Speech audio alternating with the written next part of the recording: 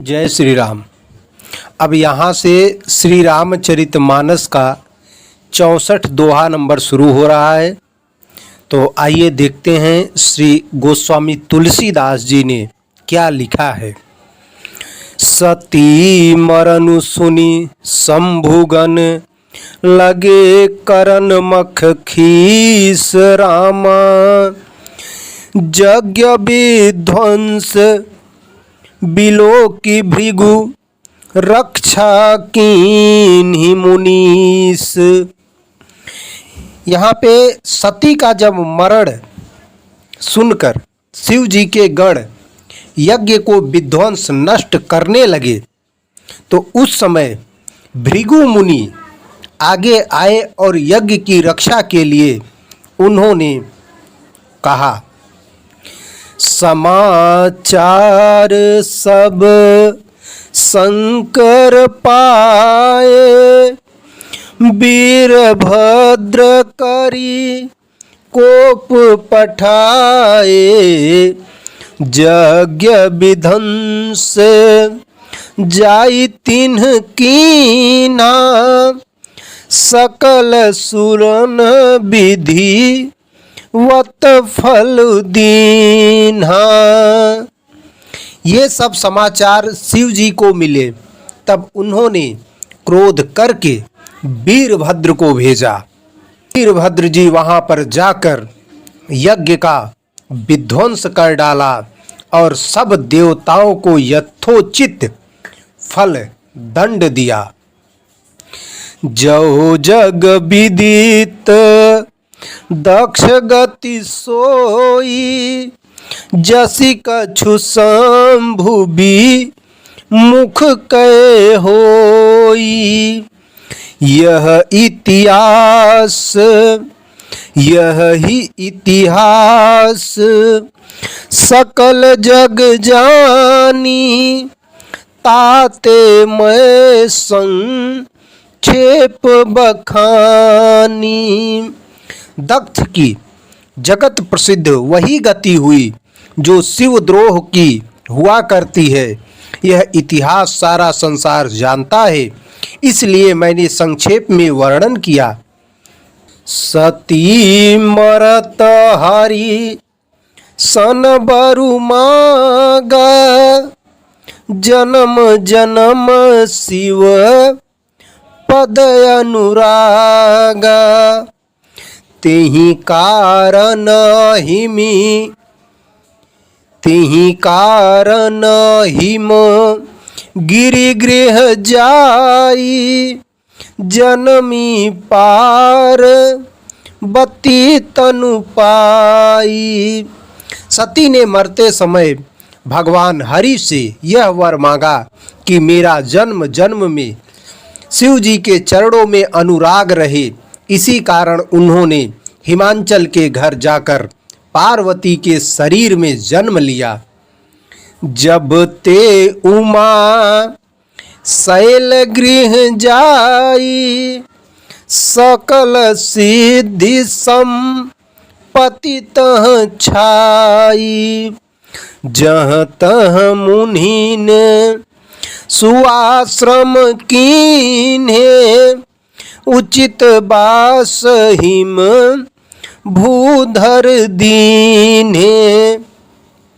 जब से उमा जी हिमांचल के घर जन्मी हैं तब से वहाँ सारी सिद्धियाँ और संपत्तियाँ छा गई हैं।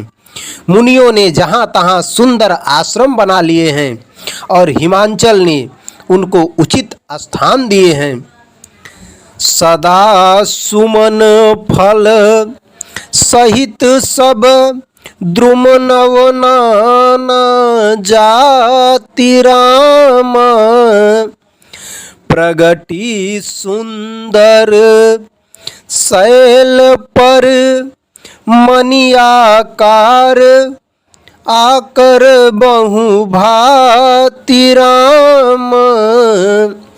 उस सुंदर पर्वत पर बहुत प्रकार के सब नए नए वृक्ष सदा पुष्प फल युक्त हो गए और वहाँ बहुत तरह की मणियों की खाने प्रकट हो गईं।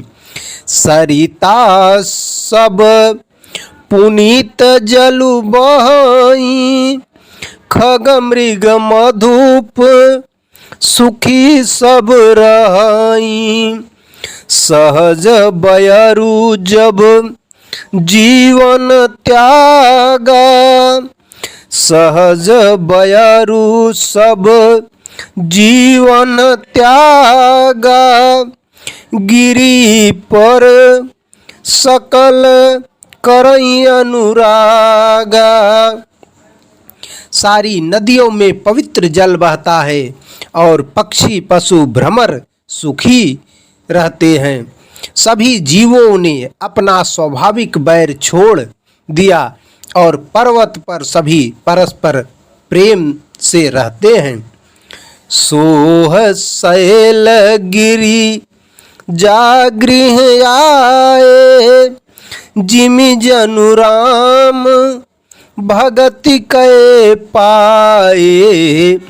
नित नूतन मंगल गृह तासु ब्रह्मादिक गा वहीं जसु जासु। पार्वती जी के घर आ जाने से पर्वत ऐसा शोभमान हो रहा है जैसा राम भक्ति को पाकर भक्त शोभायमान होता है। उस पर्वतराज के घर नित्य नए नए मंगलोत्सव होते हैं जिसका ब्रह्मादि यश गाते हैं। नारद समाचार सब पाए कौतुक कहीं गिरी गेह सिधाए। शैल राज बड़े आदर कीन्हा पद पखारी बर आसनु दीन्हा। जब नारद जी ने यह सब समाचार सुने तो वो कौतुक ही हिमांचल के घर पधारे।